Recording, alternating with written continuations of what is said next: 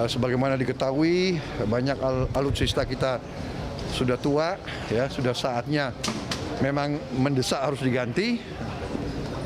Kebutuhan-kebutuhan sangat penting dan kita siap untuk menghadapi dinamika lingkungan strategis yang berkembang dengan sangat pesat.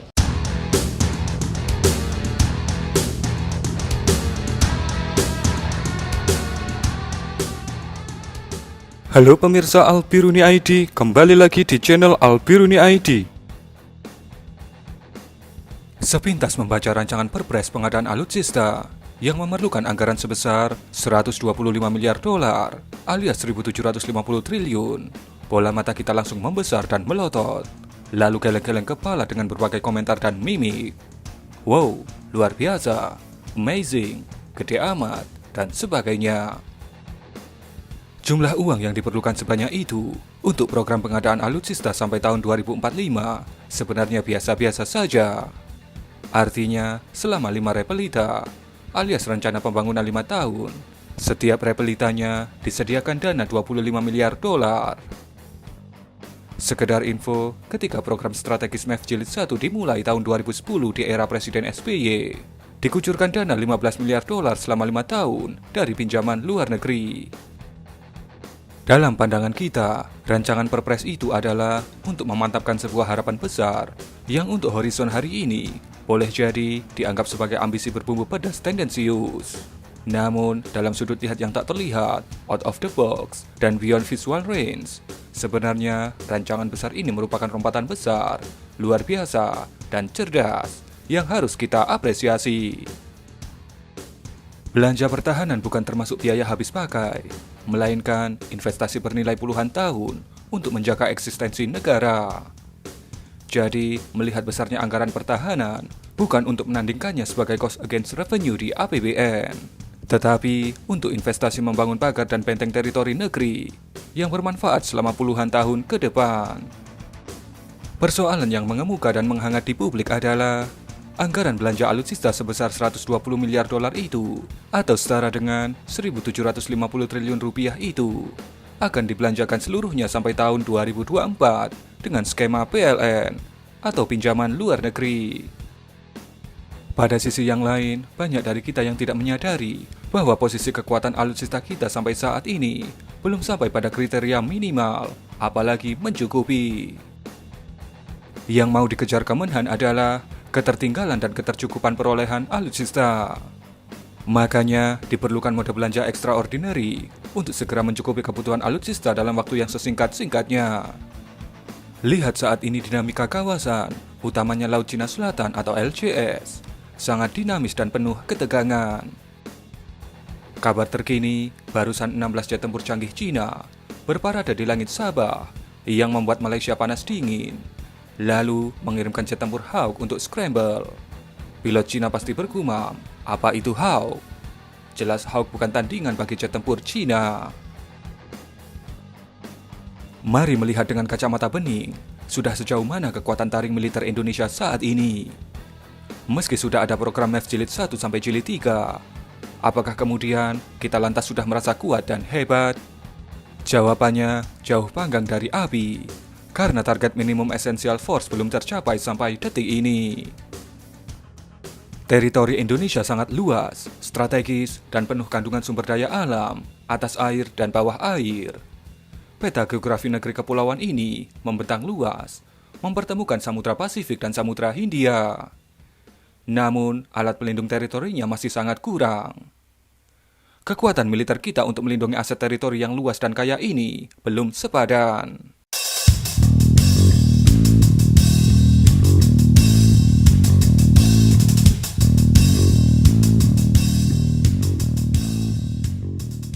Oleh sebab itu, rencana spektakuler Kementerian Pertahanan untuk menggelar program pengadaan alutsista secara terpadu, cepat, dan sistematis melalui payung hukum Perpres, mestinya kita sikapi dengan cara pandang beyond visual range, out of the box, dan horizon terjauh.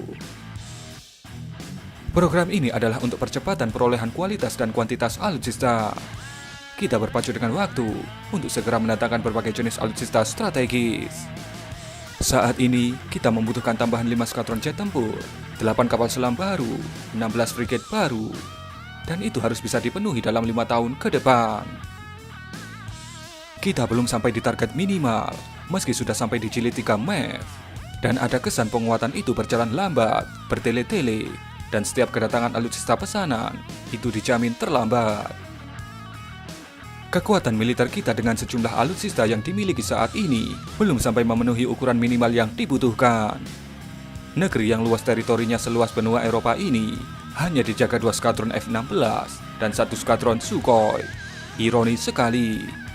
Mestinya kekuatan angkatan udara standar untuk negeri ini adalah 10-12 skadron jet tempur penggentar, tidak termasuk T-50, Hawk, dan Super Tucano. Itulah yang ingin dipenuhi dan dipercepat oleh Kementerian Pertahanan. Rencana besar Kementerian Pertahanan ini selayaknya kita apresiasi. Sudah 12 tahun MEF berjalan, dan selama waktu itu, dinamika kawasan membuka cakrawala pandang kita bahwa semua negara yang berkonflik dengan China saat ini sedang membangun kekuatan militernya.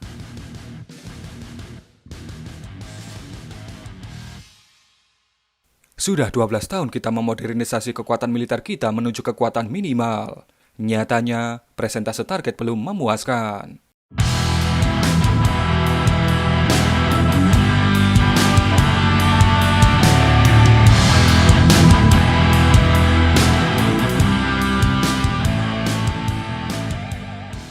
Maka, daftar belanja alutsista dengan membeli sekaligus dalam jumlah besar adalah untuk menjawab percepatan dan ketertinggalan itu. Kita harus cepat menghadirkan sejumlah alutsista strategis, gahar, dan berteknologi canggih. Kita harus mengejar ketertinggalan kita. Maka, kita sambut Jepang untuk membangun bersama 8 kapal perang frigate Mogami Class dengan percepatan prosesnya. Sementara, 2 Iver Class yang sudah diteken kontrak bisa ditambah menjadi 6 unit. Kekuatan TNI AU dipercepat dengan tambahan 36 jet tempur Rafale dan 8 jet tempur F-15. Harus segera direalisasikan. Kita tidak bisa lagi pakai cara-cara standar dalam pemenuhan kebutuhan alutsista. Harus ada langkah yang bisa memenuhi asa out of the box, percepat proses pengadaan, dan beli dalam jumlah besar dengan transfer teknologi. Sementara, 2 program strategis lainnya, yaitu pengembangan jet tempur KFX-IFX dan kapal selam Changpoko dengan Korea Selatan dilanjut lagi. Juga industri pertahanan dalam negeri tetap menjadi prioritas pengadaan. Kalau semua ini berjalan lancar, maka diniscayakan matahari tahun 2025 akan bisa menyaksikan awal episode kehebatan revolusi modernisasi alutsista Indonesia. Tentu dengan satu syarat utama, tak ada yang namanya mafia alutsista alias koruptor.